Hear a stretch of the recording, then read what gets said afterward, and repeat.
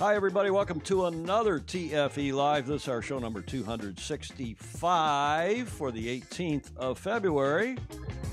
If you didn't hear our show with our new jazzy theme song from last week, hope you enjoy it. Let us know what you think. I'm your host, Tom Ehman, and of course with me, as usual, is our coordinating producer. Over there in her chair across the way is Julia. I trust you are well. I am, thanks. What do you think of the music? Well, that's nice for a change. A little upbeat. Too upbeat? Yeah, as long as it doesn't get too loud. I like it. Yeah. Okay, give us your pitch. Oh, yes. This is a good opportunity to like, share, and subscribe this program so your friends can watch it with you. Well, and if you're so inclined, go over to our sailingillustrated.com website and become a patron. Somebody just before the show today, his name, Jamie Hutchison, I think. Thank you, sir, for joining as a patron for a few bucks a month. It's always appreciated, and it helps a lot. We hope that you will do so. If you are in the U.S., belated, or celebrating it otherwise in the world, belated, I'll take my title down, Julia. Belated best wishes for President's Day, which was yesterday. It was a 3-day weekend here in the States, and it's kind of a manufactured holiday. It's a combination of the birthdays, which used to be celebrated, but not as a bank holiday, as you would say in the Commonwealth, not as a big national holiday, although it pretty much is now. And it's a combination of what? Lincoln and Washington's birthdays, who were celebrated. They were both in February, the 11th and the 22nd or something. 12th and the 22nd. So, Julie, you know who's on Mount Rushmore? Yes. Washington, Jefferson, Teddy Roosevelt, and Abraham Lincoln. Well done. And if you were to add somebody to those four, who would you add? Well, that's always dangerous, but okay, one Democrat and one Republican. Okay, well, somebody that I haven't always been in favor of, but it did a horrendously good job is FDR. Horrendously? I mean, not a horrendously good job. Well, it was big. It was big. And? Probably Ronald Reagan because of his popularity, but lots of people didn't like him too. So. Ronald Wilson Reagan. Yeah, I think those two people were polarizing presidents, but they both got us through some pretty tough times. FDR through the Depression and through World War II, and Ronald Wilson Reagan, Ronnie Reagan. I'd never call him Ronnie. President Reagan, along with the Pope and along with Margaret Thatcher and along with Herr Kohl, Chancellor Kohl of Germany, basically brought down the USSR, although they probably were going to fall apart on their own volition, right? A little spur of the moment. Okay, that was President's Day yesterday. I want to thank very much Richard Gladwell, who not only was on the show with us last Friday, but he's done a post. I think he selected this, a screen grab from the show. He selected one of me looking like I've got ants in my pants or something. And a nice shot of him, split screen. Of course, he was live via Skype from Auckland. But what Richard has done, as he does after most of I think he's been on the show, 10 times, didn't we decide? Yeah. Or Clark Chapin told us. He then went through the show and he said, here are the main points that we debated. We did have a bit of a debate. It's always a friendly debate, and we probably agree on more than we disagree on.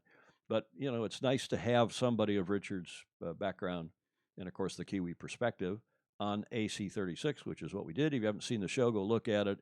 As all of our shows, you can see them on our Facebook page. On the sale where you are now watching this, on the left margin, there's some things, some categories. Click videos, and all of them, our previous 264 shows, are all listed there. Thanks again to Rick. How many views have we had on that? On this one? No, on the Gladwell show from Friday. 3.3, I think. 3.3 when we last looked. Okay, let's go have a look and see who all is here. John Emmett. John, you're going to be really pleased when I tell you at the end of the show who we've got on next Friday, this coming Friday. Mm-hmm. And it was your suggestion, John. And, of course, Julie is here. And John's down in Melbourne still. And John Bertrand, I spoke with JB, our American John Bertrand, this morning, who is just back from Melbourne. He landed this morning in San Francisco. And he's also coming on the show again. So thanks to all of you. And Jody Shields is down in Australia. Scott McLeod. Scott, we're trying to get Scott on the show at some point to talk about commercial matters. He is the commercial director for New York Yacht Club's American Magic, and we don't want him to spill any of the American magic beans or otherwise. Is it like jumping beans, magic beans? It's like it's just Jack and the Beanstalk, right? Didn't he have magic something seeds, I guess? He did. Well, you never know. Jody Shields back in Australia after a very cool regatta in the Bay of Islands. Yeah, we saw that, Jody. That was cool. And Clark Chapin from overcast but unseasonably warm Michigan. Yes, loved and shared. Thanks, Clark, for giving us the thumbs up and sharing as you all always do. Manuel Brendan Gomez. Hello to you, sir. Jody Shields. We said, is foiling boats everywhere and loads of bang in the corners racing. Yes, smiles around everyone's faces. Foiling is not the future. It is now, Jody Shields is saying. Well, perhaps it is, Jody. What else do we have here? João Alexander Pinto Ferreira. I'm going to have to work on your name, João. Dave Bell. Marcus Weinstein, Paul Homchick. Why the thumbs? Oh, he doesn't like the music, Julia. Oh. Paul Homchick doesn't like our music. Clive Dutton, Josh Toso, Rob Fry, and Rodian Luca. Rodian's coming on the show as well to tell us about his L30. Look at all those thumbs up. Thanks, guys. Great. And Gopal Dev is back from India. Gopal, nice to have you. Jonathan Weston. Tom Herbert Evans is coming on the show. We've met Tom down in San Diego. And Paul Homchick is saying, did you get that new music from World Sailing? Oh, come on. The World Sailing does some good things, and if we'd gotten that music from them, maybe that was good too. Well, who else? Denise Peterson, nice to talk to you. Commodore Gladwell, Ken Gladwell of St. Francis Yacht Club. Gordon Smith has made some very interesting observations and comments of late. Marcelo Gervini, and I know it's Marcelo. He's Brazilian, and that's how that name is pronounced. We had an Uber driver the other night, Marcelo, and we asked him, is it Marcelo or Marcello?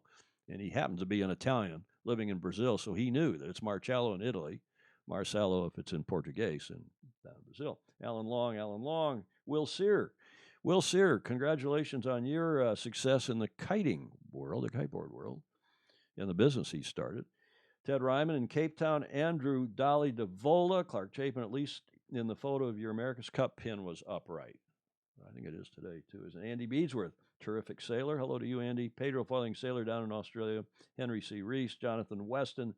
He won the Laser Worlds, Bertrand did. Yeah, we did an America's Cup campaign together in 1987. He was the tactician for John Coleus on America 2, New York Yacht Club's team, for which I was executive director. My esteemed and beloved mother is on, Jan Davis, and Jay Hanfield. Get Christopher Cross on. His story about how he wrote Sailing is a good story, and maybe he will let you use his that's a good music. Idea. Sailing, da-da-da-da. Maybe we could. Okay, thanks for all that. Thanks for all of you joining us. I'm going to put my phone down. What's McLeod saying? Oh, just he's watching. We got to get Scott on here. Okay, coronavirus. Let's start with it because there's so many comments, so many people commenting on it.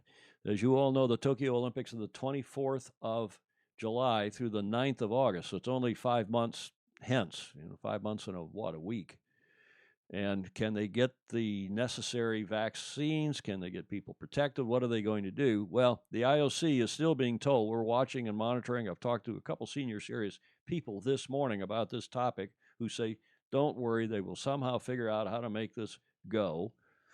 Do you remember the Zika virus before Brazil? Everyone was worried about the mosquito-borne virus down there. Well, especially the ladies about to be pregnant. Well, that's true. That was a big concern, wasn't it? Well, I'm assured that they will, by one way or another, they'll make this happen. But things also are, sometimes these virus has a mind of its own. And Japan is already limiting public crowds. This from Reuters yesterday. This from the New Zealand Herald this morning.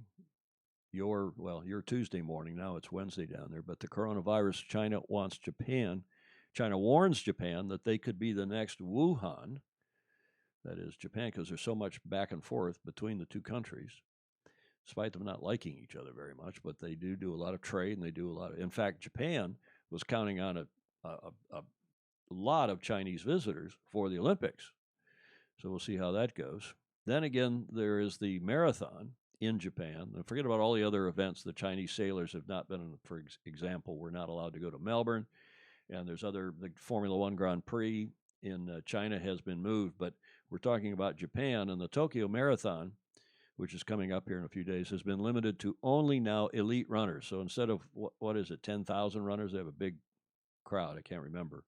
They're only going to allow the 300 or so people who are in the hunt, so to speak, who are competitive, whether they are able-bodied or in a wheelchair. So, they are taking steps already, and if this thing continues to grow as a threat and a problem, well, maybe the Olympics will be threatened. But right now, I'm assured again this morning by senior series people that where there's a will, there's a way, and they will figure out how to stop this, or at least let the Olympics go on. Whether or not they can stop the virus in time is another issue.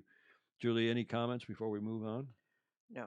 Alberto Morici is watching. Marcelo Gervini, thank you, Marcelo. I'm glad we got that right. Todd Riccardi, hello, Todd. See you on here. And John Emmett is saying, so sorry for all the Chinese sailors stuck in China and unable to do the Melbourne Championships. They just, of course, we're going to report on it, but they had the 4 World Championships there for the NACRA 17, the 49er, the FX, and, of course, separately, the lasers. And we're going to talk about that. Look at Schaefer, John Schaefer. I know, is in Malawi. He's in Malawi. You talk about an international man of mystery. I know. He runs around from more places. I need you to give me kind of some of your inside scoop on this, because I know you're very well dialed in there at the highest levels in Washington, D.C., and it'd be nice to have you on or to give us an update from your perspective. Okay, let's, with that, move on to this day in history. This day, okay, I like that music. This day in history, you know what happened? And this day in 18th of February, not 19. I actually had the title, the lower third one. I just fixed it. 1888. The 18th of February, 1888. This is actually a sailing related. It is. It is. And Julia, you saw it. I did. So don't give it away. Hamish Ross, thank you for submitting it. So if you know Hamish submitted it, you can imagine that it maybe had something to do with the America's Cup. Mm-hmm. Who is this? And what is the implication for this date in history, 1888? That is a very young, well, I'm not going to tell you who yet. Does this help? Does this help?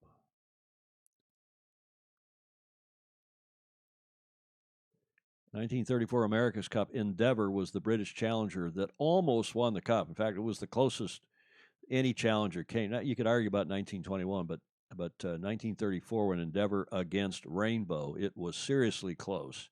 It went 3-2. It was best of 5, first to win 3. And a lot of people thought that Endeavour was the better boat. And of course, Endeavour's still around as a J boat. And who's got the answer on here, Julia? Vince McAteer's watching. Imola, Jay Hanfield is talking about Imola, which is in Italy, wants to take the canceled Chinese F1 race. This virus might end soon, but if China doesn't change how it supplies food, this will start again. Matt Whitfield, hello to you, Matt. We're leaving up these beautiful pictures of the 34 Cup, Rainbow versus Endeavour. Those are great pictures. Kimball Livingston is watching. He probably knows who was born on this day in 1888, given these photos. And it was not Commodore Vanderbilt. It was not Mike Vanderbilt. Vittorio de Albertis, Fabian Haraldson, Lindbergh. No, that's what Julia, when we did our tech check, Fabian, that's who Julia thought it might be. Close. Lindbergh flew the cup home. Did he? Did he fly the cup home? Or is that speculated? Okay, Jay. Yes. No, not Lindbergh. Not a Finn sailor. Pedro's birthday. No, Jody, it's not Pedro. Peter Stevenson's birthday. Norman Valletta is watching. Andy McNabb. You got it. McNabb got it. McNabb. Yeah. Andy McNabb. Tom Sopwith. Tom Sopwith was born today. Change the slide here. in 1888. He, of course, not only of America's Cup fame, with backing that boat in 1934 that almost won against Commodore Vanderbilt, Mike Vanderbilt, and Rainbow. He also was famous for the Sopwith Camel, the single-engine twin, the biplane that was apparently the best airframe, the best plane in World War I, right, Julia? I mean, not that you were around. Why did I say that? I remember it well, yeah. Not that you were around in World War I, but here's a picture of Sir Thomas Octave Murdoch Sopwith with his plane there, and then he lived to the ripe old age of 101. He lived to 1984, from what I read in Wikipedia this morning. So he spawned, helped spawn the aviation age, and he spanned from the very beginnings of it to the jet age in the 80s. What a guy. And almost won the Cup. I mean, there is no second, but nonetheless, the guy almost won the Cup, and the best effort, other than the Aussies winning it, of course, in 1983. Okay, so much for this day in history. Denise Peterson has another what happened on this date. Carry on, please. She says on this date in 1846, Bancroft, Secretary of the Navy, changed the term starboard and port to excuse me, I got ahead by combining two old English words meaning steer and board, meaning the side of the. He changed the name of. Okay, I'm sorry. Yeah, it's a really hard. I'm having trouble reading it too. Yeah. Denise, starboard and port. Mason Sheen, where's Biggles? The Sopwith Camel might not have been the best plane, but it could well have been the best plane on the winning side. Well, there's an interesting point. But what I'm trying to go back here and see this. It's really hard to read, Julia. Yeah, it is. What's the point? He changed the name of larboard to starboard. Oh, okay. Starboard and port. Well, okay, we're going to go back. We'll take that up in another less confusing time. And sorry about that. I think there's some internal confusion too in Denise's post. But thanks for bringing that up. The Secretary of the Navy apparently cementing starboard and port back in the 40s. But, well, without going into that now, we'll go into it at a later date. Okay. Denise, you're assigned to come back and give us a full report, some slides and everything to explain your post. Okay?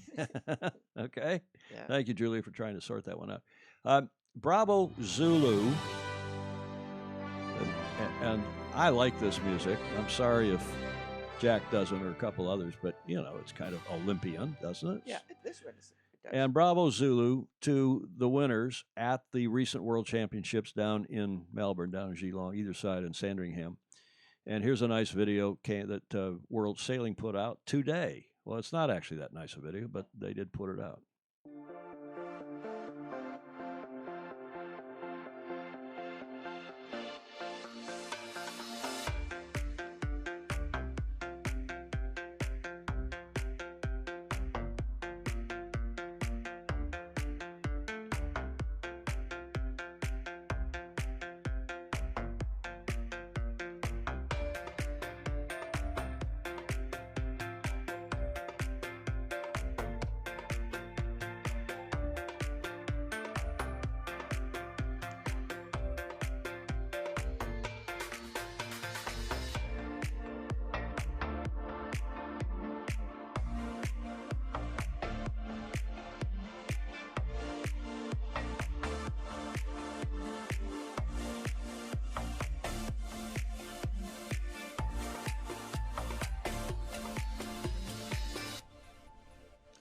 Okay, I'd say it's not that nice a video because that was the native resolution at which it was distributed.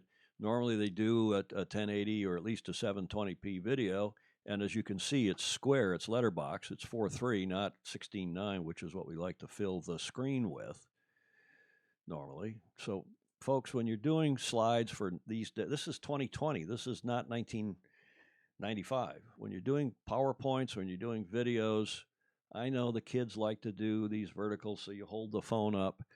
and it's more comfortable, and they do these vertical videos, in portrait mode. But generally speaking, it's a landscape world, and do your PowerPoints and your slides, your keynotes, and your videos. Do them in landscape, please. Yeah. And World Sailing, I'm going to tell you some more about their financial problems, but these guys, what was this, their 6th World Championship in the 49er? I think so. If there are any better sailors in the world today, tell me who they are, Commodores and ladies and gentlemen. I mean, Julia, we keep talking about them. They win the cup. They win the gold medal. They won the silver medal before that. They in the 49er class in Rio and Weymouth, respectively. And GP. And well, they're not sailing SailGP. They do the Volvo. They do the round the world race on separate boats. Neither of whom won, but they still, that's an amazing achievement. Looked like one, just astonishing. Now they'll be back in the cup, and they're sailing in the Olympics. So they got a full summer on these guys. Yeah. Full marks. Bravo Zulu to Pete and Blair, who won there down in Geelong in the 49er. Germans did well, not only in the laser, but also the German team that we showed you in that video that won the 49er as well. Now, this is Phillip Buhl, who's not a new name. He's been in the top 5, maybe even in, John Emmett will know, even in the top 2 in the laser worlds, but I don't think he's ever won it before, and I think he was as surprised as anybody that he did, and it was a brilliant performance, captured on video right after he won by none other than our Fozy, John Emmett. Have a look at this video. Hi, I'm John Emmett. It's the final day of the Laser World Championships, and I have a very happy man beside me. Mr. Consistency, Phillip Buhl. We had a really good chat when you were training, and did you expect it to go like this? No, absolutely not. I knew that I was really fast in the strong winds, or that I'm actually in this time of the year, and I was really lucky to have strong winds. Or that you can't tell me you're really lucky when you never finished out the top 10. yeah. Well, I'm pretty happy that we had strong winds because it favored me a lot this time, and I had a really good second day. I mean, every day was pretty good, but the second day was 2 bullets. So did that help your confidence, or was it more you just found your gear? Yeah, that's what I want to say. It definitely helped my confidence, and I had my momentum going there on that day, and just tried to keep it. And it was never easy. It was never done like earlier. It wasn't done until the second race of the day. Well, you tidied the championship up with a race to go. I've been waiting here for you for an hour. Well, we were calculating it on the water, and we weren't 100% sure. We thought so, but I thought it's maybe better safe than sorry. Exactly, yeah.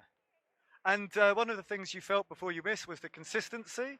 You're not going to tell me that was all down to boat speed. What happened to your approach? Well, it's really hard to say. I think my preparation last year, the whole season was pretty good, I think, but I never could make it happen to have a really good result. Well, if you're going to make it happen, the Worlds it's a good event. It's an absolutely good event, yeah. As I came here, I wasn't expecting to be anywhere close to being able to win, actually, to be honest.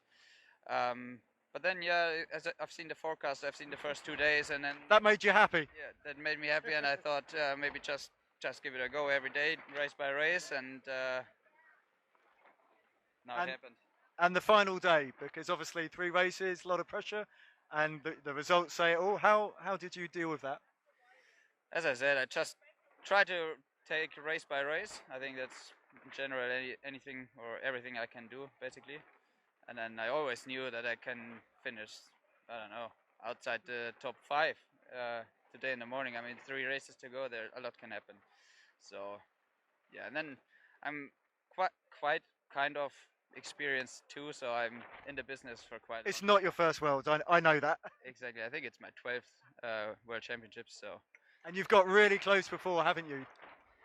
Yeah, on the way in, I think I finished from 4th to 2nd 5 times, I think.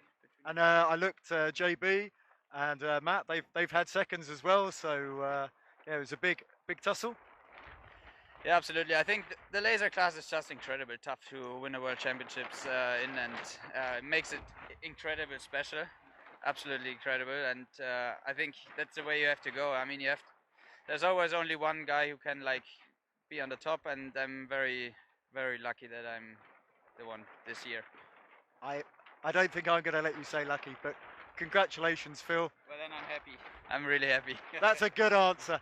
So congratulations, enjoy your special moment, and I think you really, really deserve it. Thanks. Okay, now there's a nice video, and I think, John, if you're still watching, I know you were on at the top of the show.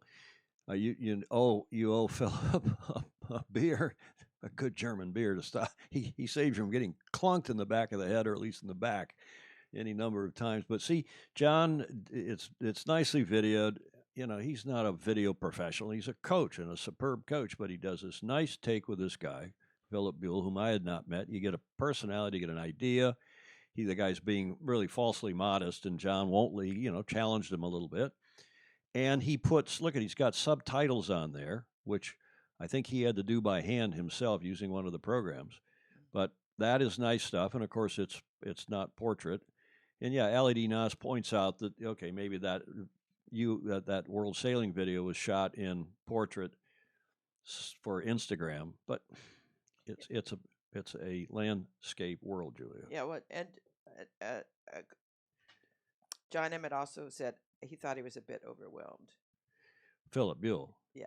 Well, he may have been, but well, how can he not be? But terrific. I mean, it's just great stuff, and it shows his humanity. It shows his humility. And Brooke West is watching. Right. Erica Kirby is watching. Brad Rutenick, Jan Peter Andersen, Sherry Smith. Jay Hanfield is in the ETNZ sponsors restaurant in Pensacola. So this ETNZ must be down there spying on American Magic. And Jay's found out where they hang out and where they eat. Jim Sears, hello to you. Yeah, and John Emmett also saying good results for Team GBR. That is true. The Brits had a very good performance in all four classes. Will Harris, Jeffrey Matzdorf, Tom O'Keefe, Tom Fishbeck. And I see that, John, we did not forget about Phillip Buhl. We thank you. And send me links to your stuff, guys. I just happened to come across Emmett's stuff. Rob Fry wondering if there's been budget cuts at World Sailing. I don't think so. I think Ali D. Nas is right. They were trying to, be youthful and do it in Instagram portrait. No. Dan Faria, David Wired, John Emmett. Thank you. There's some more videos there. Luca Rosati, Jody Shields. Is it just me or videos with text included hard to watch? He means that World Sailing video. I actually like. Jody, rather, they're obviously doing that because it's people are watching it in a lot of different languages, or a lot of people from different countries with different language backgrounds, and if they can at least see it in English and hear it in English, it's a lot. It's like me with German or Spanish. If I see the stuff and also hear it, it's a lot easier for me to understand, even though I'm not fluent in either of those languages. But what I do like is this very simple texting, captioning, closed captioning, we might call it, that John did with his video. And it's not all that flashy green and red stuff or pink and mauve or whatever those two colors are that World Sailing puts on their videos. But I think this is probably worth a seminar. We get some filmmakers on here, somebody who really expert. Yeah, I'm an expert consumer by now, to tell us what they like, and for all of you to react to it, because we can lift our game as a sport. There's no question we can and should. Quentin Strauss, he's pretty knowledgeable about this stuff. Hi, Quentin in the UK. Jay Hanfield, he is a humble guy, and the reporter was trying to get him not to be himself. Well, I think John, who's a Fozy, is just trying to draw him out. Don't you think, Julia? Yep, I do. And I think that was okay. What other comments are you seeing there, Julia? Mark Nicholas is watching from 38,000 feet, flying Brisbane to Melbourne. Jay Hammond talk about McDonald's and the final radio. John Emmett says the final radio day I will try and put on optional CC, but there often seems to be a problem with it on Facebook. Well, yeah, the closed captioning works pretty well now on YouTube. If we do if we were streaming this show live on YouTube, we could do closed captions, and they're okay. I was looking on yesterday, watching the Daytona 500, and it was closed captions, as I usually, because I'm working here and I close caption whatever's here on the TV next to me. if I got the news or some other sporting event, so that it doesn't drive me crazy with multiple audio feeds. And they came to Daytona 500, and it was atonal 500. But, it's astonishing when you think that not very long ago, what were some of those language recognition programs we were all mucking around with in the 90s and the 2000s? Yeah. Think about that, how far those our have come. German friend Ted Prinzel said, absolutely, the texts are very much of help. Yeah, and Ted, who's just been here with us for a few days and is headed back to Germany. Ted, safe trip. Hope that you have a good flight back to Deutschland. Emmett saying, I think if I'd got hit by the boom, then the views would have gone up. Maybe. And Hanfield is saying, please let us never lose the laser. We're not going to lose the laser anytime soon. McDonald's, Chris Hamilton, Katie Pettibone. Hello, Katie. For the final radial day, I will try and put an optional CC. Yeah, okay, John, you just read that, I guess, Julia. More importantly, beers at RORC, 1800 tomorrow. Andrew, what's going on with the RORC? Is there any news on the future Fastnet races and the substitute even year Fastnet race, which is being run by who? Royal South, somebody, another club. We reported that earlier. Yeah, Jeff Waller, morning, Tom and Julia from Sydney. Jeff, thank you for your note early this morning, or maybe it was late last night. I saw it when I woke up this morning. I am investigating that. Maybe we'll have a little report, at least tangentially, on that in a minute. Charles Ward, hello you to sir. Hello to you, sir. Jay Kehoe, Mark Nicholas. The video coverage of the NACRA Worlds was outstanding. It proves that the technology, this is the NACRA 49er Worlds, now allows good coverage without having to compromise the quality of the racing being too close to shore. Well, it depends if there's wind, like there was that last day. And we're going to show you some video from the medal race of the 49er here in a sec. Edward Higson. There's, I think, a new name. Hello, Edward. Fred Hagedorn. We know Fred well. Nice to see you on. Bill Wingrove. Skip D-Ball. It's German pronunciation with D-Ball, but he's from my neck of the woods, Julia. Skip is from the Midwest, upper Midwest. A hell of a good sailor. Mm-hmm. Andrew Pindar, the Royal Western. Thank you, sir. That's the club in Plymouth that is putting on an alternative. The Fastnet race, which has always started in the Solent, goes out around the Rock and then came back to Plymouth since it started these many years ago. And now the Royal Ocean Racing Club, which owns and operates that race, and it's all that the regular Fastnet, the original Fastnet race is run in odd years. So it was run in 2019. It'll be run again in 2021. But next time, the next running in 2021, they're going to finish it in Cherbourg, France, as we broke the news here before they announced it. And then we actually did a live stream of their announcement. Right. Didn't we do a watch party with Eddie Warden Owen and co? We did. It was a lot of viewers. So now the Royal Western Yacht Club, which is based in Plymouth, is going to start a race, I guess, in the Solent, but not in front of the castle, not in front of the Royal Yacht Squadron's castle, but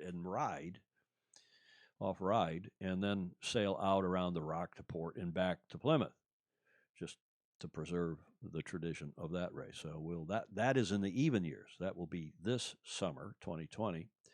And I wonder, Andrew, if you know or anyone else knows what the entries look like. I haven't checked that out. John Gomes is watching, speaking of people in Germany, or we never know where he is. Another international man of mystery. Yeah.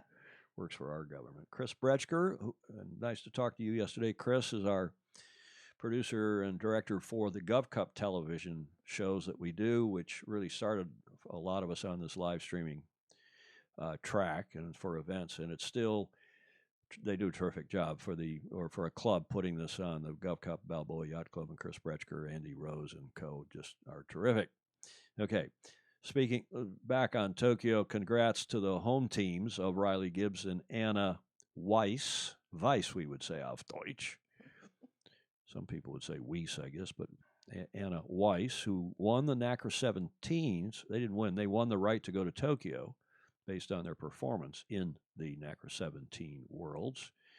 Here's a nice shot of them. Yeah, that's a good shot. Good shot. And they, these teams have kind of been mix and match to see what the right combination, because there are admitted issues It's apparently easier sociologically, psychologically, for two men to be on a boat, and more difficult, people are saying, including the crews, that when it's a man and a woman, there are pressures and tensions that aren't sometimes there for same-sex boats. But we'll see, and full marks to them. Congrats. And we'll see how they do. They have qualified.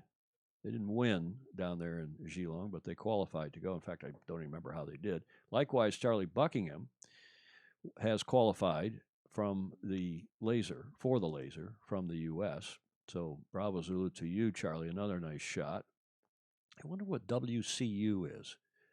It says a sponsor, I guess. Something university, or I wonder if any of our FOSI know what Charlie's sponsor is. Now, this is probably the big story, at least from the U.S. standpoint. They won the medal race, finished with a bronze medal, I think. They finished third, but they qualified. And Stephanie Roble and Maggie Shea, and most people would have given them not a snowball's chance in you-know-where to qualify, and they've done so. And watch this video of the astonishing mark rounding, the leeward gate, rather, during their medal race when it was breezy as hell in Geelong.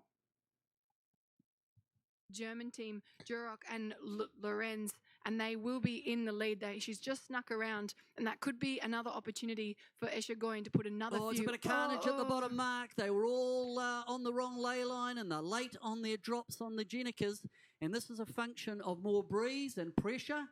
But Germany survived. Then it will be USA 50 next. Then Denmark come round.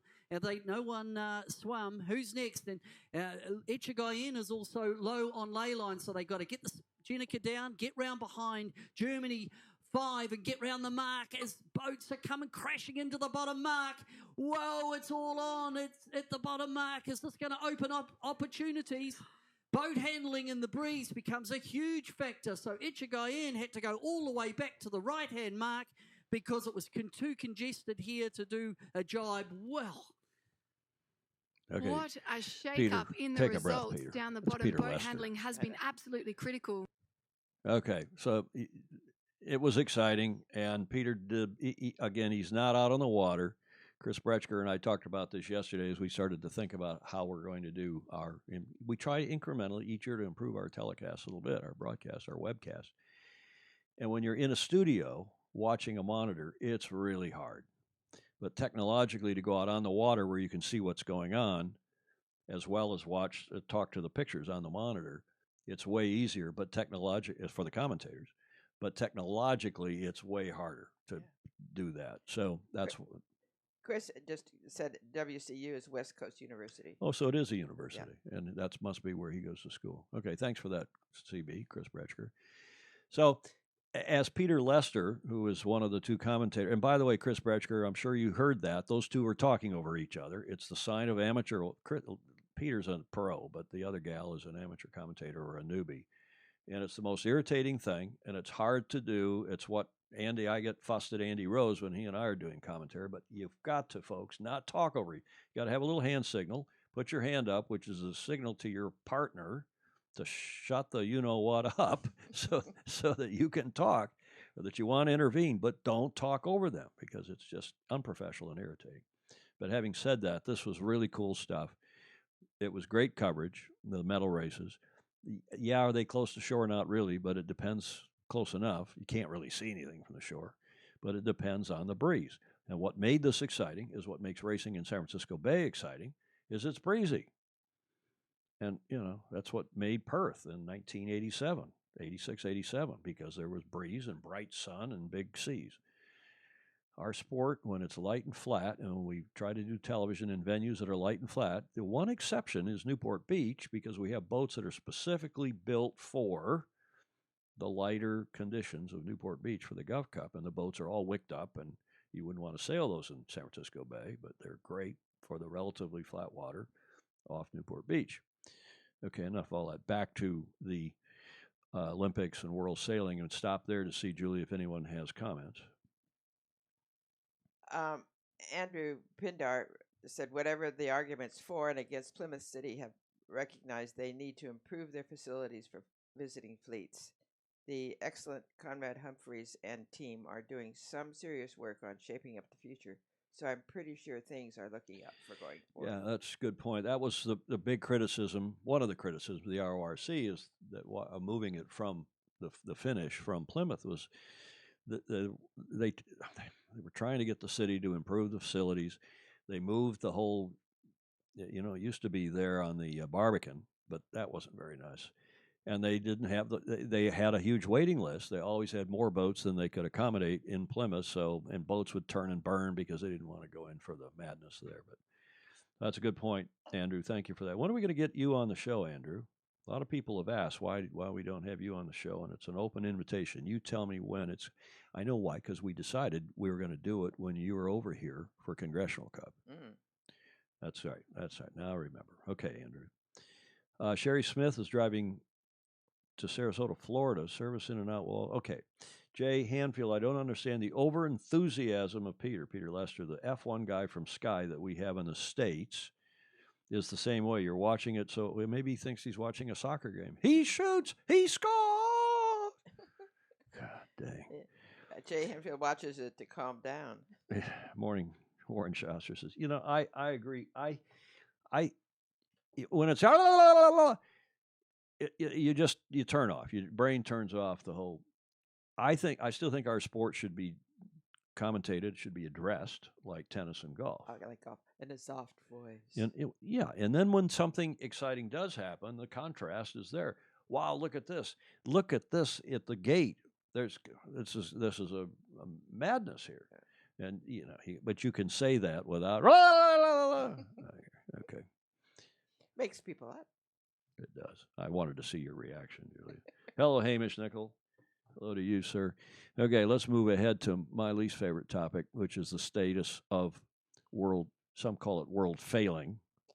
Yeah, a new one. I don't call it that, but some do. Look at I've got my cut button right, but my mic flag is twisted. This is a sorry situation. This president, Kim Andersen from Denmark, do you realize that 3 of the last 4 presidents, 3 of the last 5, counting the short-lived Italian president, Carlo Croce, 3 of the last 5 have been from Scandinavia. Think about that. You had Phillip, you had Peter Talberg from Finland, and more recently Göran Peterson from Sweden, and now this lame brain. He's not a lame. He is a lame brain. This guy is a crouton, and I don't know how else to say it. Dear Mr. Andersen, this is a letter sent by Tong Yu Shing, president of the Hong Kong Sailing Federation.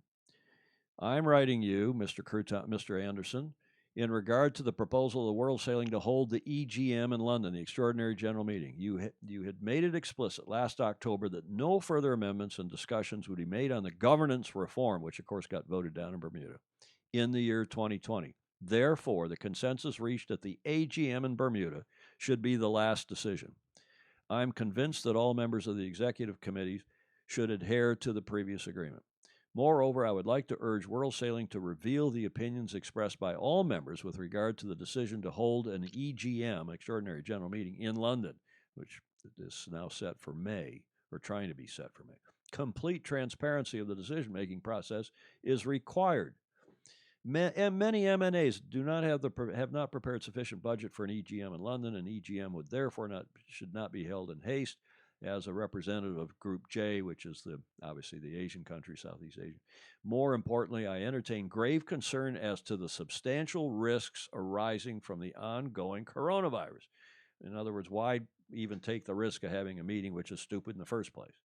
World Sailing should not be oblivious to the severity of the deepening public health crisis. I say, okay, I won't even bother you with the last paragraph, but that is a strong letter from the president, whom I don't know. But I can guarantee you that it is not only those Asian nations, but it is the Caribbean who've already written, it's South America who've already written, it's Southern Europe who've all written to Mr. Andersen, and he is trying to save this governance proposal because he staked his personal, I guess, put his flag on the moon about this. And the organization, I can tell you, is more deeply in financial strife than even we told you when we started reporting on this, breaking this news, giving you the scoop a year and a half, almost 2 years ago now. Now, Gerardo Seeliger also wrote to Mr. Andersen in the last couple days. Both these are in the last, couple days. As a candidate for this year's elections, as you know, Gerardo announced here on our show that he was running for president. He said, I need to respectfully ask you, also in the name of other potential future board members, to delay the management decision to hire a new CEO and to delay the governance by vote of the MNAs on May 2nd delay it until after the November elections.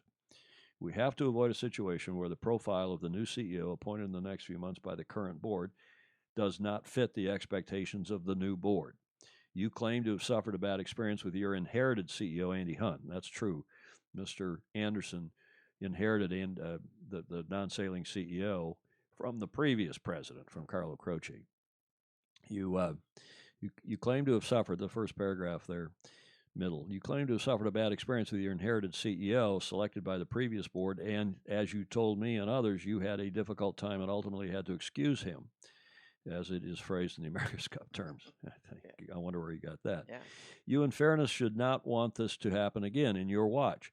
It would be fair, ethical, and professional if you delay this decision until after the elections, which of course are in November.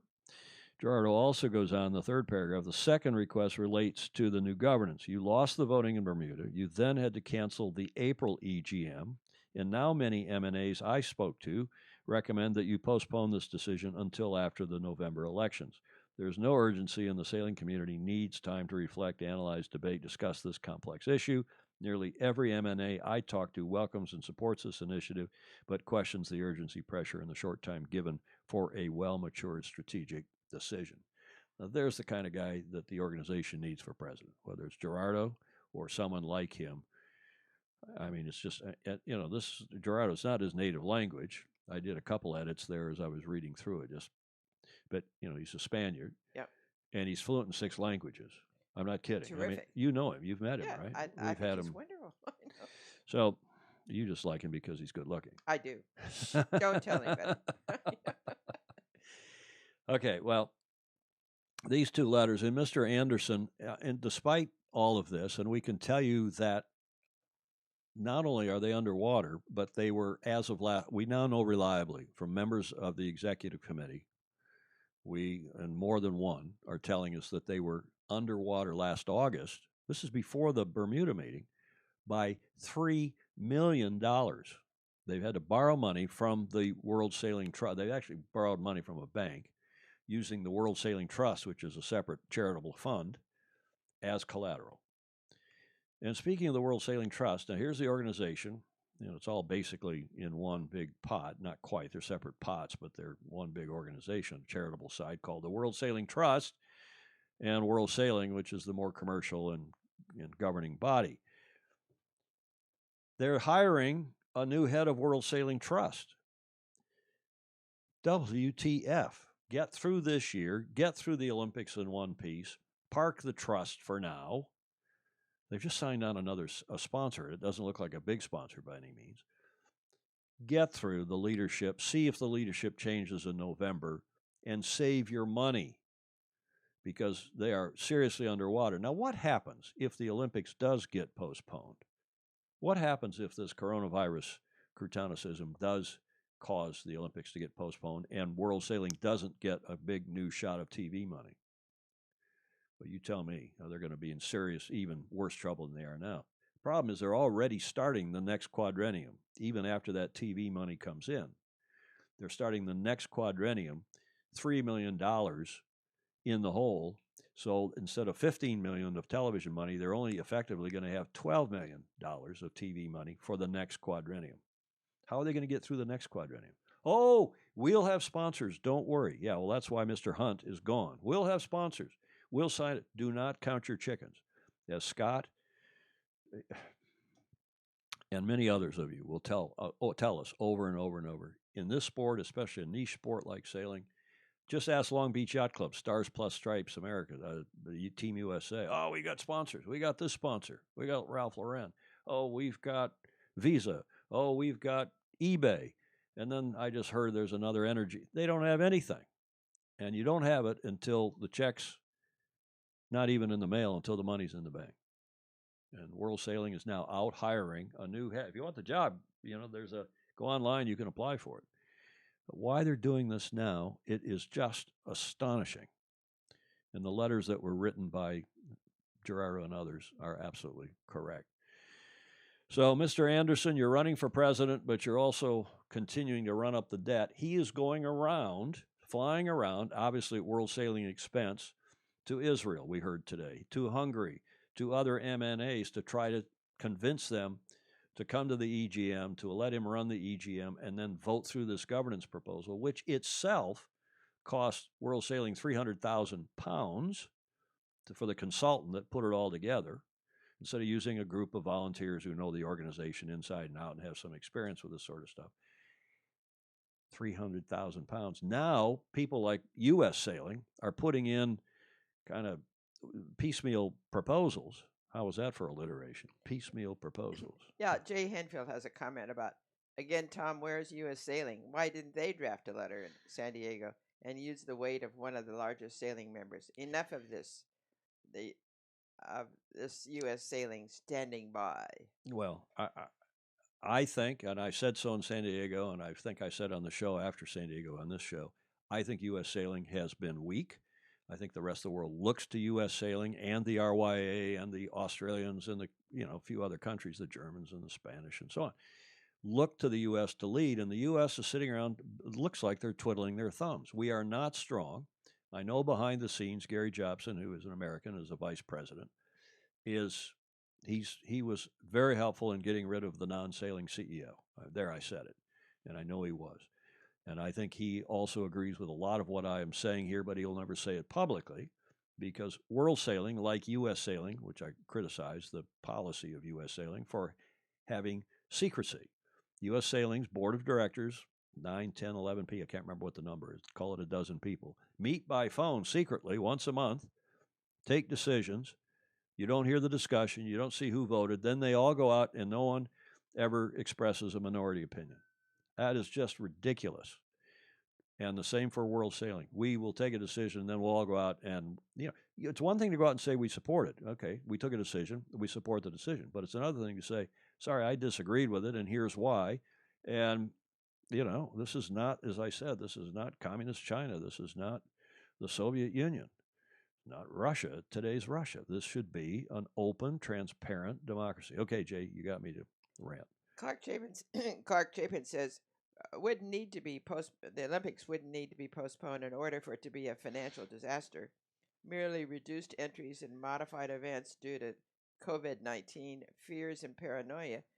The resulting event will lose so much money that the hoped-for payout will not occur. As usual, Clark is spot on, right? Yep. You agree? Yes. Yeah, of course, Clark, you're right. And we'll see what happens. And God forbid, let's hope they get a vaccination. Let's hope they've got some procedure that everybody agrees is going to keep the athletes and the officials and everyone else safe. They can cut off the visitors. They don't have to sell tickets. They can still do but maybe NBC and the other unilateral, the broadcasters, the other country rights holders say, we're not sending our people in there. Yeah. We're not going to, you can run the games, but we're not going to televise it. Then what do you do? Clark's right. It's not a simple thing. Okay. Any other comments, Julia, we should be covering? As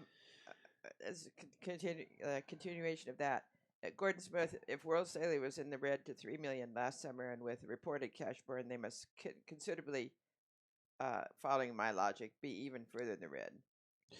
I'm sure that's right. I'm sure that's right. And Jay Hanfield says, then you wonder why Britain left the EU. Kim Hunt is the picture of how the EU runs. Well, I'm sorry to say it, but I think Jay is right. We lived in Europe for 18 years, and we saw as Europe was transforming to a centrist Brussels-led, union of countries, and there was starting to be a lot of resistance, not just in the UK, but even in Spain. So we got all this money for Valencia for for building the facilities there on the Turia on the river and the Science Center and all these fancy places. And then they realized that Valencia was bust, and they realized the EU, the centralization in Brussels. We have the same problem here in this country. We're from the government. We're here to help. Excuse me. Decentralize, including the sport of sailing. Go back to letting the clubs and the classes run it, whether it's here in the States, or internationally. Okay, don't get me going here. John Emmett brings up an interesting point.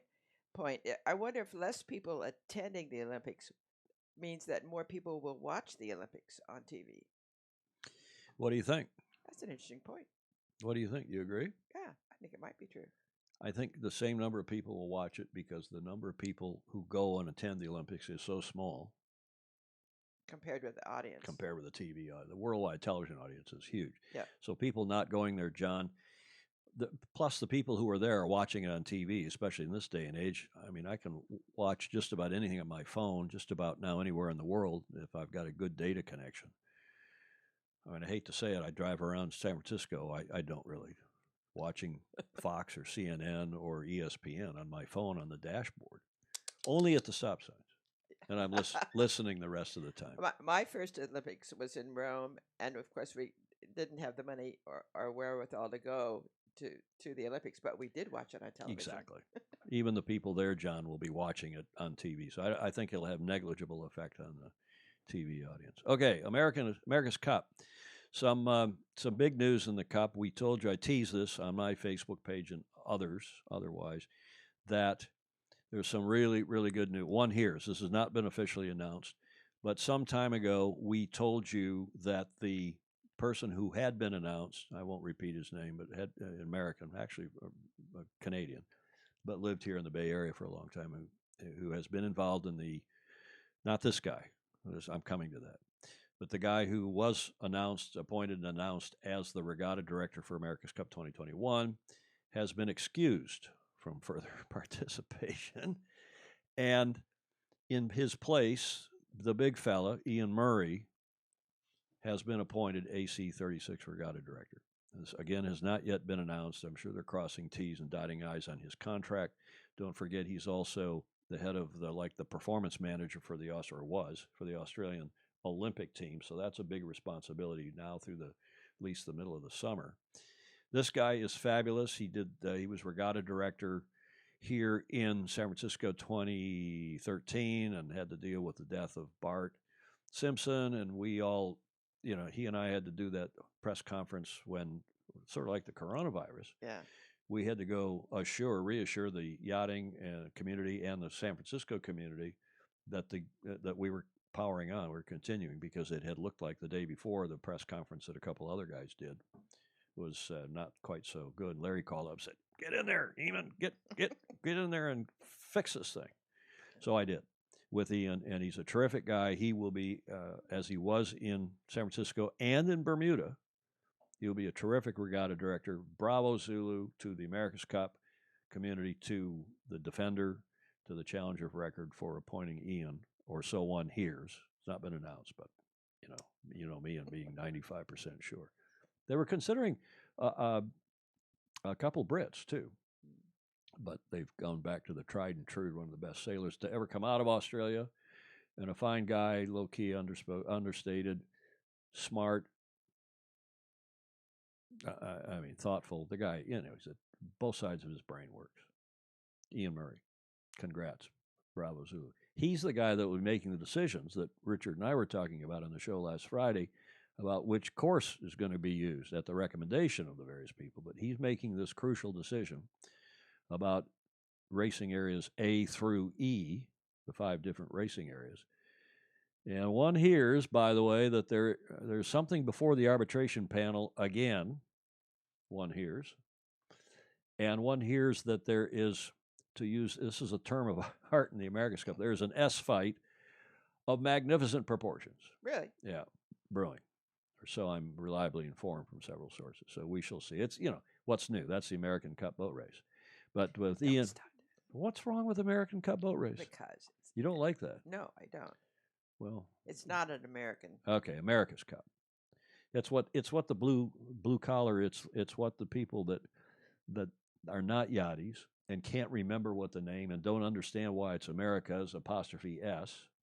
Originally it was the America Cup. I know. Dyer Jones would tell you the original name, when the Yacht America won it back and they were trying to figure out what to call it, and somebody wanted to call it the Queen's Cup, which of course it was not. Yeah. and the 100 Guinea Cup, which, of course, it was not. It was the 100-pound cup, even though it's inscribed as the 100 Guinea Cup, mistakenly, because a guinea and a pound are not the same as our Commonwealth, or at least our British friends will know.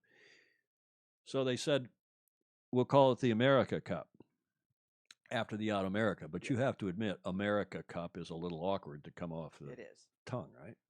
So to speak. So it's America's Cup, apostrophe S, and then people just say, oh, it's the American Cup boat race, which is more descriptive because, to be fair, it was the American Cup sailboat race, not American, but the America's Cup sailboat race, because there are dozens, literally. I used to have, when I was running the Cup and running what's called ACPI, America's Cup Properties Inc., there are dozens of other America's Cups. That's a big soccer tournament football tournament down in South America, for example. There are America's Cups of this sport and that all over the place. So it is confusing. In any event, Iain Murray will be making these decisions about the racing areas and a bunch of other things which are conferred upon him or delegated to him by the conditions, by the sailing instructions. He is a key person. Now, there's a nice video that's just been released by Ineos Team UK about their training down in Cagliari, down in Sardinia. And, of course, Sir Ben Ainsley's getting ready to go to the first SailGP regatta because Ineos now has a team. They've taken over the British team. But look at this nice video from Sir Ben Ainsley's Ineos Team UK.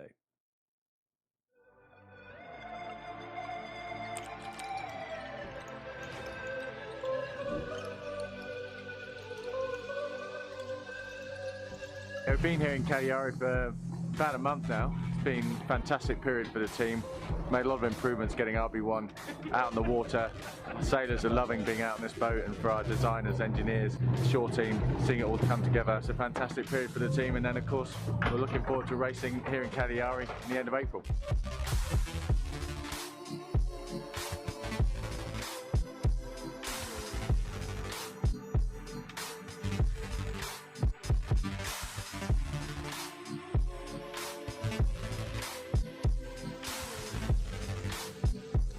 As I said, a nice video. I think you would all agree. And Andrew Pindar is saying, well, he agrees with my point, I think, about the world sailing in general, but he says disagree regarding the trust. There's significant and serious work to be done, not least of which the follow-up on the women in sailing research. Yes, agreed. That was a good report. And Dee Kafari, who's the chair of the trust, is doing, I think, by all reports, a good job. There's real interest, this is, again, Andrew Pindar saying, there's real interest from wealthy individuals and corporations to fund this, that is, to do the sustainability and the other trust, the work that the trust is doing about women in the sport and so on, and youth sailing, and in developing nations. There's real interest from wealthy individuals and corporations to fund this, so understand your point, but we can't afford to stall. I totally agree.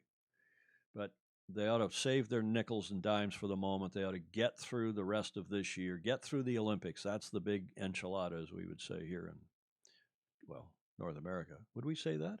Sure. A big enchilada. I guess some people said that was not a racist expression, but it was somehow putting down, I guess there was some commercial or something in the past where it was used negatively towards Hispanics or Latinos, but I don't. If there is, I don't mean it that way. Obviously, we mean the big enchilada. Like we go to the restaurant and have a big enchilada. It's the whole thing. It's the big deal. Blake McDermott is watching. Jean-Jacques Grandchamp, Clark.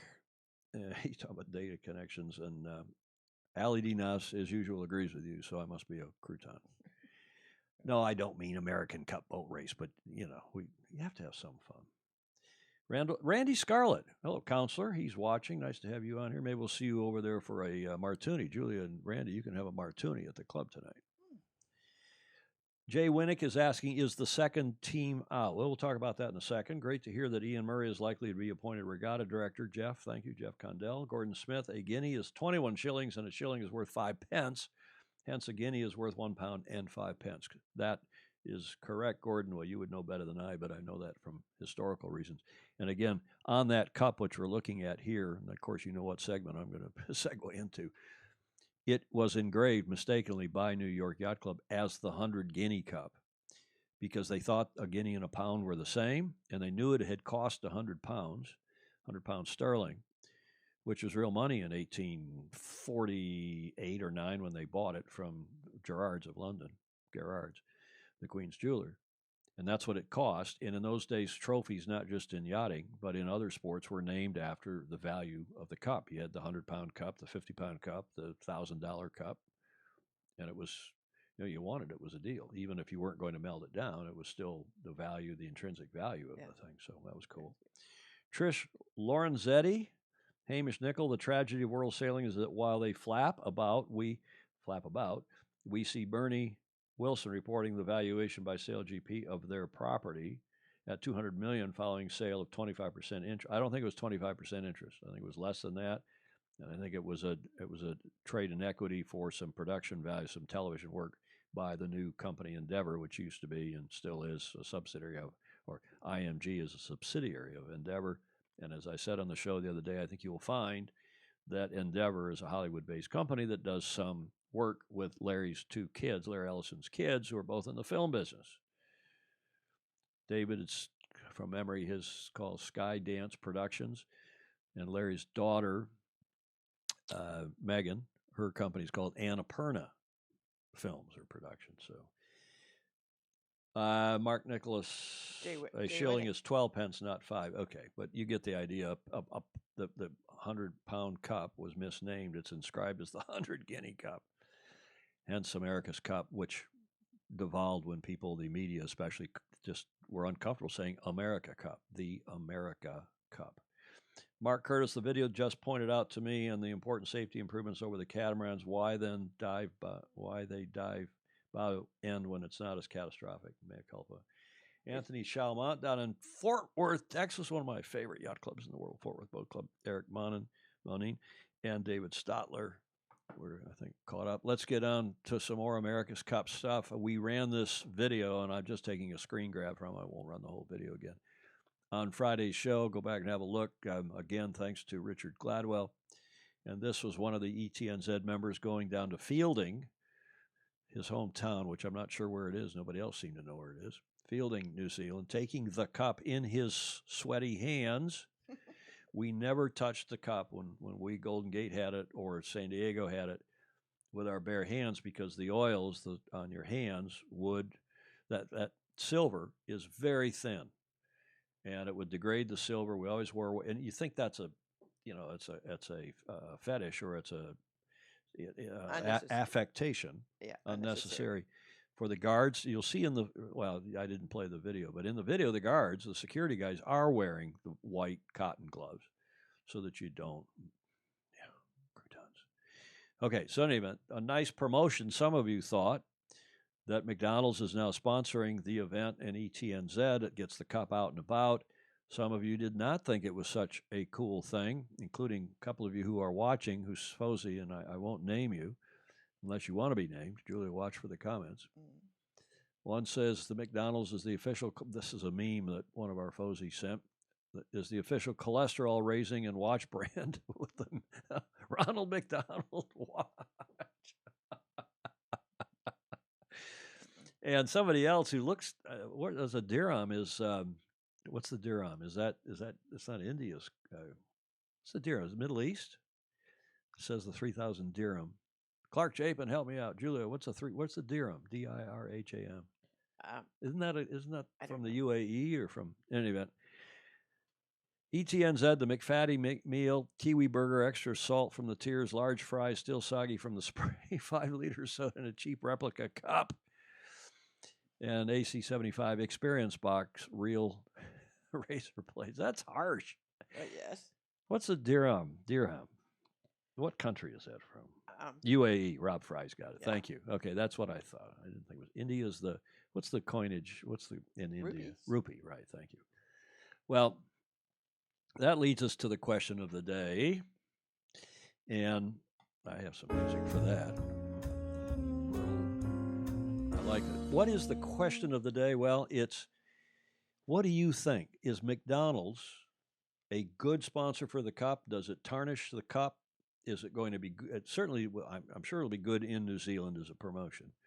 Is it fitting for the cup? Does it bother you or does it not bother you? Are you happy? Put your answers down in the comments, and let's see what you all think. Because this after our show Friday, this got a lot of comments back from people both during the show, after the show, and on my Facebook page and elsewhere.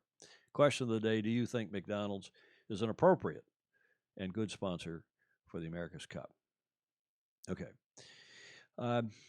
This is the answer to Stars and Stripes Team USA. That's the other American team. They have no money. They're never going to have any money.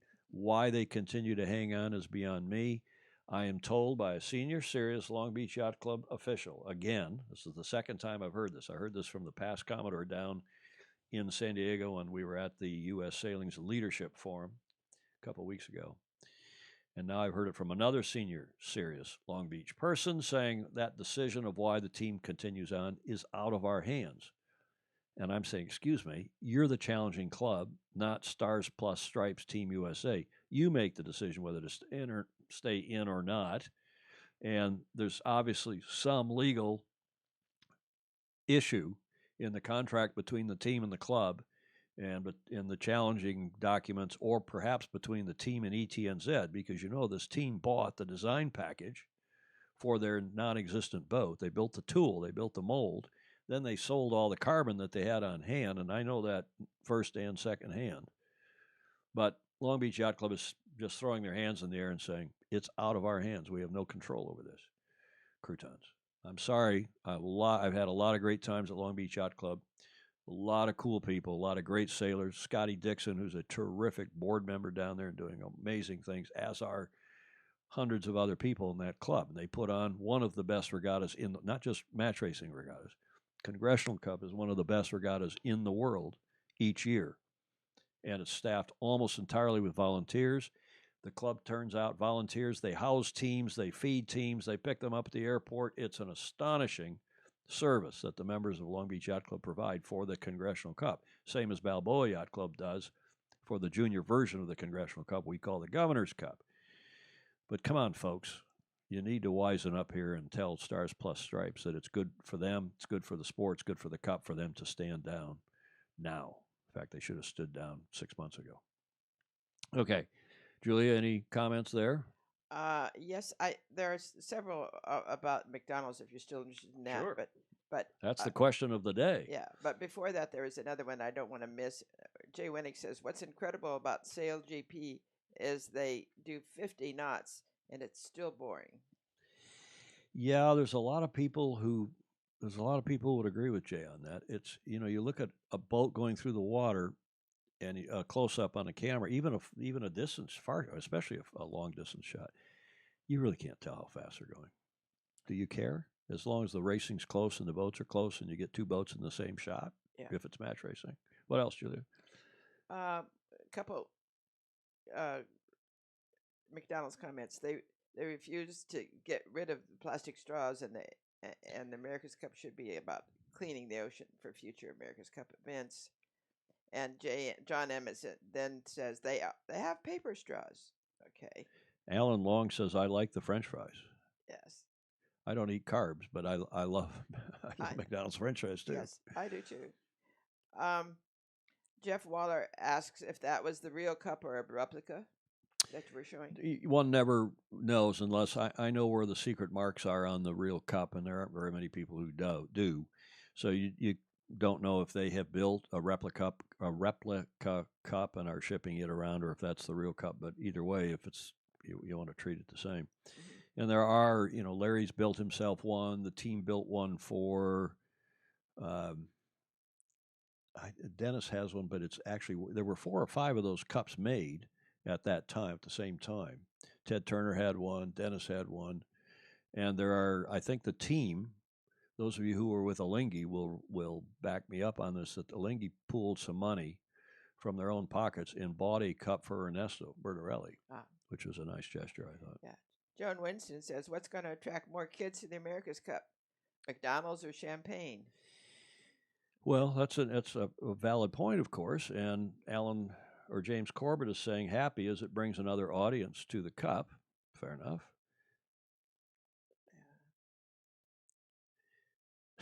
Clark Chapin.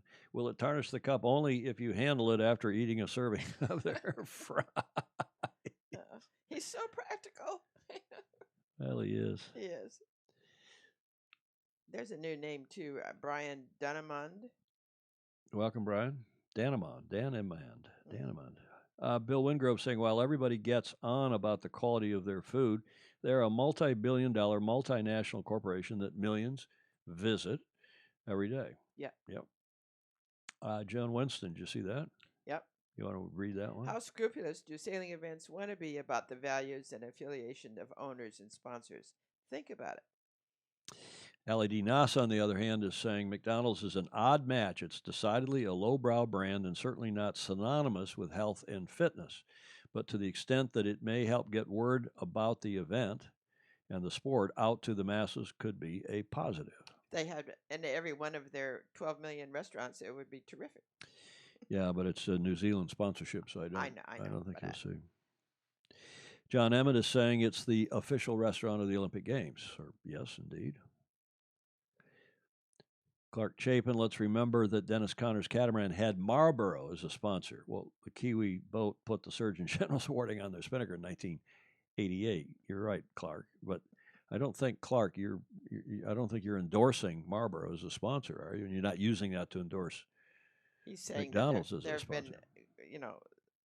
questionable sponsors, I guess. See Gordon Smith's comment? No. He's right. Regarding Mickey D's tricky choice, it's a tricky choice. Sponsorship always works best when values between partners are well aligned. Mm-hmm. And I think that's a very good point. Budweiser, too, Bill Wincrow was saying about Dennis's sponsor. Yeah. Jody Shields, the fact that a multinational corporation wants to sponsor sailing has to be a positive for the sport. Okay. Thank you, Jody. How many McNuggets can you fit in the cup? This is a need-to-know issue, Owen Miller is saying. Julia? I know. And Allie did not say same odd juxtaposition, opposite of clean food, and yet there they are. Well, and Bill Canfield makes an interesting comment. Of course, his son Taylor is involved with Stars Plus Stripes Team USA as one of the co-founders and the ostensible helmsman, a skipper, I guess. He's saying, Bill, of course, the president of the U.S. Virgin Islands Sailing Association down in the Caribbean, and a fine guy. I mean, one of the guys, just great contributors to our sport. McDonald's is not ideal, Bill Canfield says, and not an ideal sponsor, but with the budgets like NYYC that you are up against, yeah. So this is the point that Richard Gladwell made last Friday, and the Kiwis would say, look, we are a largely corporately sponsored team, which is not true. They got government funding, too, where none of these other teams have government funding. So you've got billionaires and you've got big sponsors in Prada and not British Aerospace, Airbus for New York Yacht Club's American Magic, and Ineos Team UK, the big fracker, so some people call them, and the richest guy in the UK, Mr. Sir James Ratcliffe now. And ETNZ is sponsored by Emirates and by Toyota and by other sponsors. It's a commercially driven team. So I think that's a valid point. And they've got to get other sponsors in there. And it's McDonald's New Zealand, by the way. It's not McDonald's in where is it? Oak something, Illinois. It's outside Chicago. Oak Grove. Oak Grove, is it? Wherever they are. Mike Schachter is watching. I really hope ETNZ wins again, Jay Winnick is saying. ETNZ needs the support of the people, and this probably relates better to them. Yes, I think that's a fair point, too, Rob, is that it does help bring in the common man and woman and children in New Zealand to support the Cup.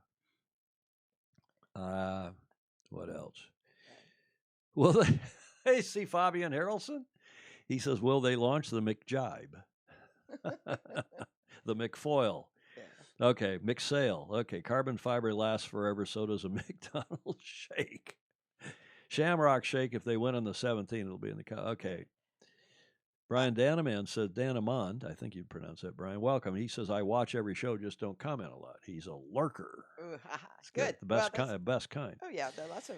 Jean-Pierre Keegan's up in Montreal. Hey, JPK. I doubt many athletes feed themselves at McDonald's. Junk food is not nutrition. But John Emmett says, just afterwards, you should see the line at the Athlete Village. You should see the queues The queues, the lines. Yeah. I see at the Athlete Village for McDonald's. Yeah, meaning in the for the McDonald's at the Olympic Athletes right. Village. Yeah, okay.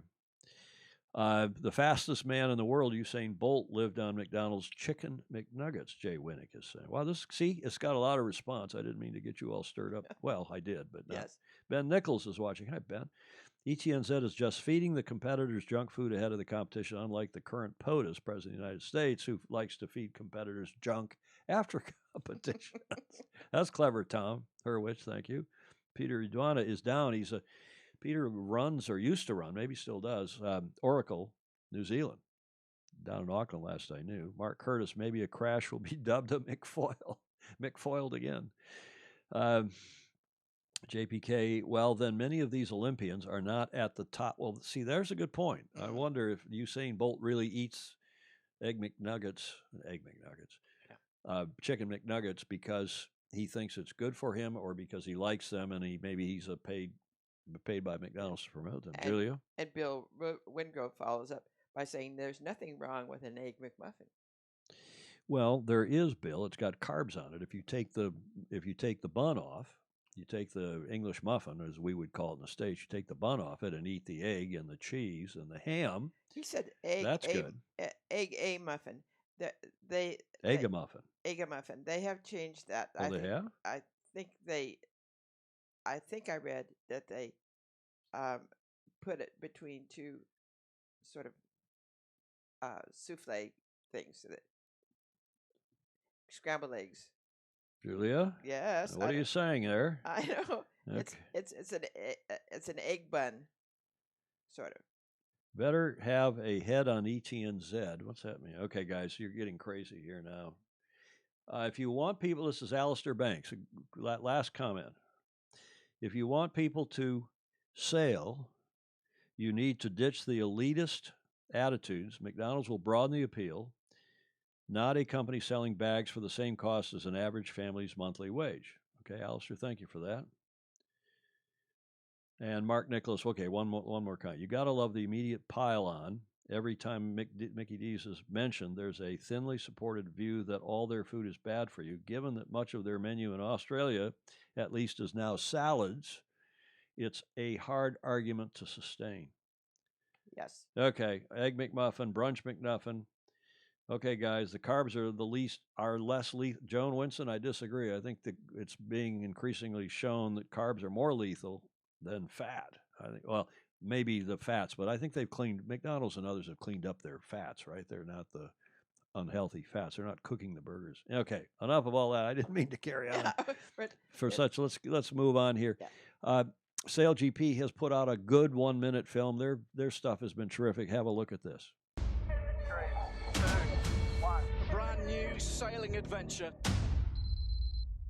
1 minute 35. What are you thinking? 8, 7, flag it. 5, 4, 3, 2, 1. Looks like they're gone. No, the tip of the wing is in the water. It doesn't get any more extreme than that. Right behind it, straight over the top of Japan. That is very close once again. Gravely just getting thrown out of his position there. Still plenty to play for here. Here we go, boys. They are coming down here in an absolute beauty of a gust. Oh, GBR's capsized. Yeah! It's time to get up and party. Australia is the 2019 SailGP champion.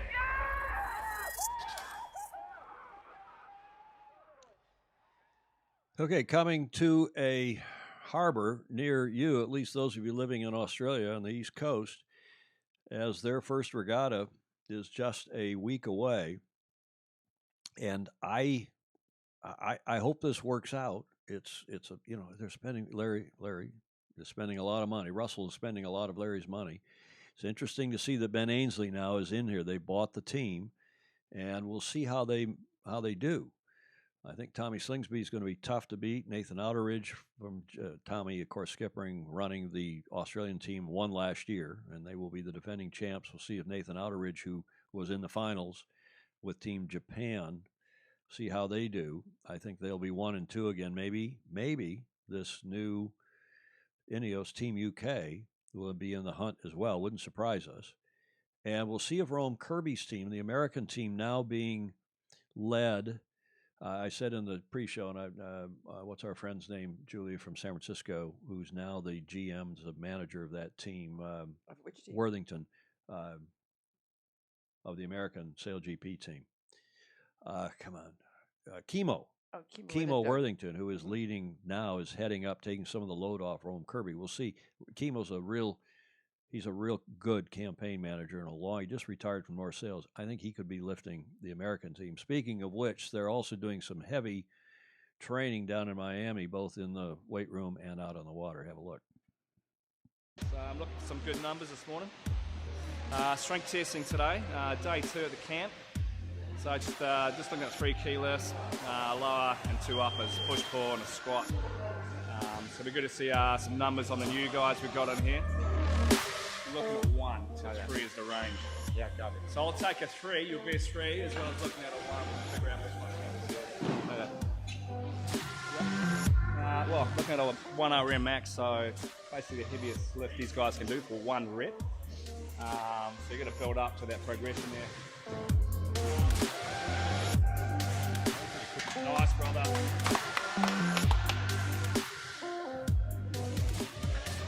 We don't do halves. Half reps don't count.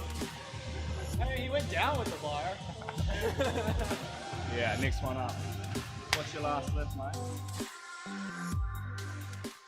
Okay.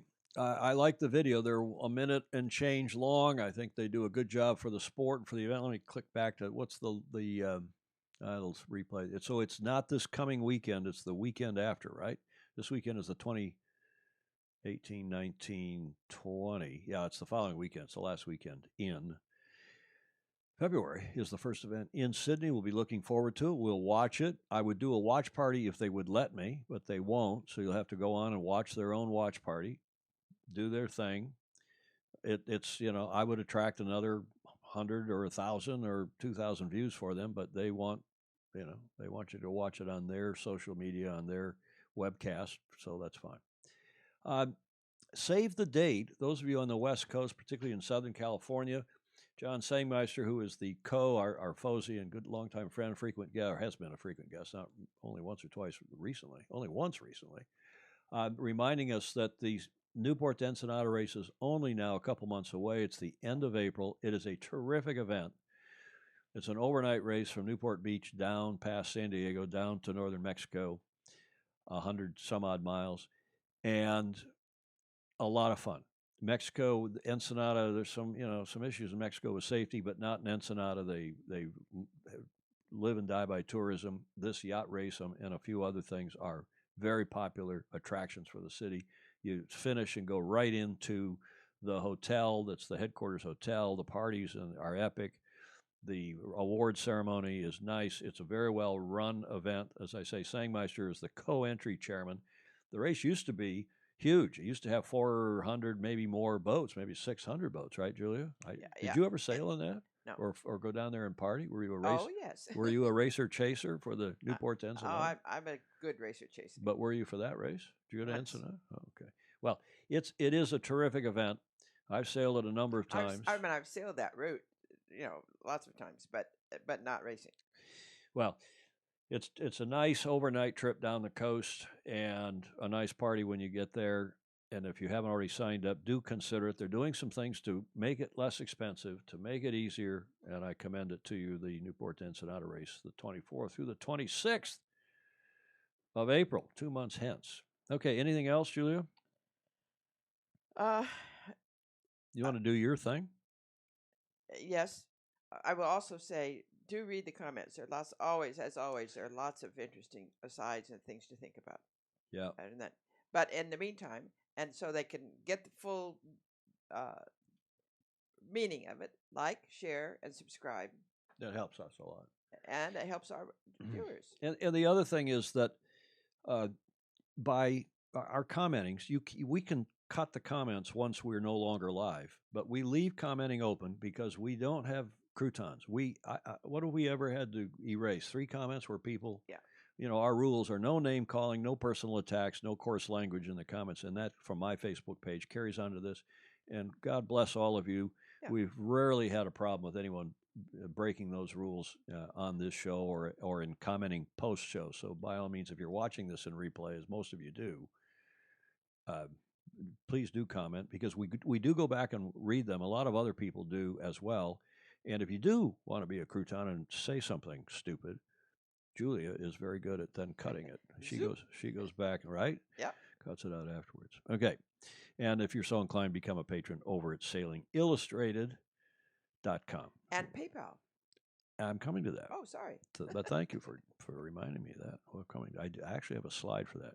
Oh, good. Okay, this gal, in closing here, this gal is one of the icons of the sport, really, the modern Olympics. She won the gold medal. You know who this is? I do. Lily Zhu, or Lijia in Chinese. Zhu Lijia would be how you put her name, but she's widely known as the Golden Lily, as Lily Zhu. She was Lily Zhu. She won the laser radial in 2012 after a long string of successes in Optimus and other classes.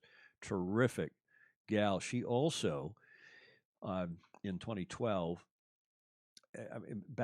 backing up a bit, she was born apparently almost deaf in one ear and almost blind in one eye, and I don't know how she's overcome those challenges, but she did.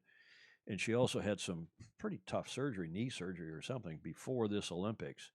Still managed to go there, win the gold in 2012 Weymouth in the radial class, and on the strength of all the challenges that she faced, they selected her as the flag carrier, the only sailor, of course, that's ever been a flag carrier for the Chinese team, and the only Asian dinghy sailor to win a gold medal.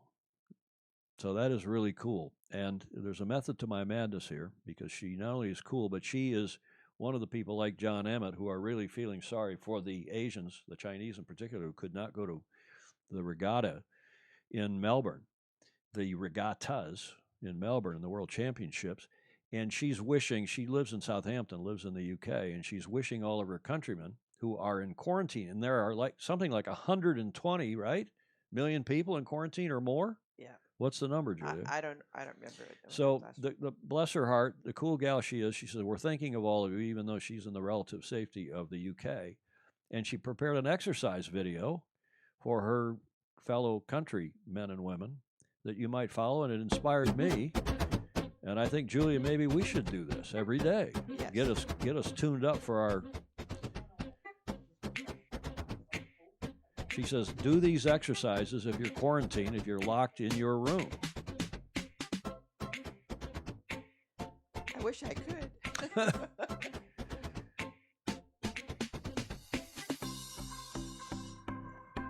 I mean, they're not hard to do. Anybody can do them. Get the blood running. Yeah. Get your core fixed. Here's some core exercises.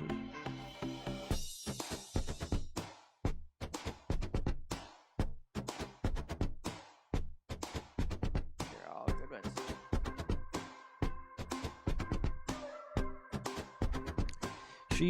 She studied broadcasting at Southampton University, Lily Zhu. She's also been And she, what? She was narrating. She's now doing a podcast Yeah. and interviewing various people. I've seen that, and I'm very pleased to say that the flag carrier, the Olympic gold medalist, the broadcaster, the podcaster, the Renaissance woman will be our guest on Friday. She'll be live via Skype, and thanks, John Emmett, for helping to tee this up some time ago. She will be live via Skype from Great Britain on Friday. That will be a show not to be missed with Lily Zhu, the gold medalist. Cool, eh, Julia? Absolutely. Absolutely. You'll have to wear, you've got a red dress on. We'll all have to wear red again in honor of her. You can. All right. Okay, now next Tuesday, a week from today, our guest will be John Bertrand, who was with us earlier in the year. I mean earlier, it was midsummer, I think. He was Get Live in studio, wasn't he? Mm-hmm. And JB was here. He's coming back. I spoke with him this morning. He just landed here in San Francisco before we went to air. And he is coming here in studio next Tuesday. Yeah, Lily's Friday and John is next Tuesday. And we're expecting to have a couple of VIP guests live via split screen Skype. We've done that once or twice before, but we're hoping to, knock on wood. John's working on organizing that. Regardless, John will be with us. We're going to talk about what's happening in Melbourne, what's going on with the U.S. Olympian teams, and JPK, Jean-Pierre Keekins. You will be interested to know. John is going to fill us in on the whole background with ILCA, International Laser Class Association, the new bottom section, the carbon bottom sections on the laser masts, what's going on with the Bruce Kirby lawsuit, which that news broke that he won the lawsuit. It's been going on forever. Bruce Kirby was the designer of the laser, won a $6 million, I think, award in a okay, it's going to get appealed from a copyright violation, which has huge implications for the future of the laser and the builders. And John Bertrand has some insight into that, so we will be talking laser. And, of course, he is a former world champion, as one of you, I think John Emmett pointed out. Former world champion himself, and just a hell of a good sailor. And a St. Francis Yacht Club. Yes. Right? Didn't he come from St. Francis Yes. originally? Okay, that's next Tuesday, a week from today. Julia mentioned PayPal. Yes, if you want to support us by PayPal rather than by becoming a patron on Patreon, you can go to paypal.me/Sailing Illustrated and make a one-time contribution or several-time contribution for that. And we have had some people do that. Thank you very much. It's easy to do it. Viewer-supported media webcasts, and we do appreciate it. Credits, thank you to everyone for the music and the videos and the images for today's show. And finally, I want to end on this note. This was a terrific guy, Paolo Ma Cerini, an Italian guy who I knew not well, but I've known him, and practically everybody in big boat sailing in Europe would know him, would have come across him. He was a sailor and organizer and leader par excellence. He died in the last couple days, and the Offshore Racing Council put out a beautiful obit/release statement. ORC mourns for the loss of Paolo Ma Cerini, who passed away on February 16th. So that's just a couple days ago. After a harsh 2-year fight with cancer, the sport is losing one of its strongest players as a sailor and organizer. Born in Civitanova, Marcia in the early 1960s, he started sailing on dinghies, including 470s, and very soon moved on to offshore racers in the 80s in the position of bowman. After a few years on Nello Mazzaferro's splendid 50-foot Nita, he stepped on Brava, contributing to the long stream of successes of Pasquale Landolfi's boats of this name, which is where I got to know the gentleman, which included 2 one-ton cups and 1 Admiral's Cup. In the America's Cup arena, he was the good-natured, well-organized, nice director of the shore team for Mascalzoni Latino in their 2007 America's Cup Valencia. His last major achievement has been overseeing the implementation of the ORC super yacht rule, which has helped enhance and popularize this new genre of racing. His loss creates a big void within the ORC, and his Offshore Racing Council and his management will be deeply missed. His wife Alessandra assisted him until the end through very difficult medical treatments, and we all join her sorrow, and we do indeed. That nice statement coming via Press Mare from the Offshore Racing Council. So that's Paolo Ma Cerini, the Italian gentleman, superb guy, 1961 to 2020. May he rest in peace. Okay, thanks, everybody. Thanks for joining us today. We'll hope to see you on Friday. In the meantime, sail fast, sail safe, and have fun. Ciao.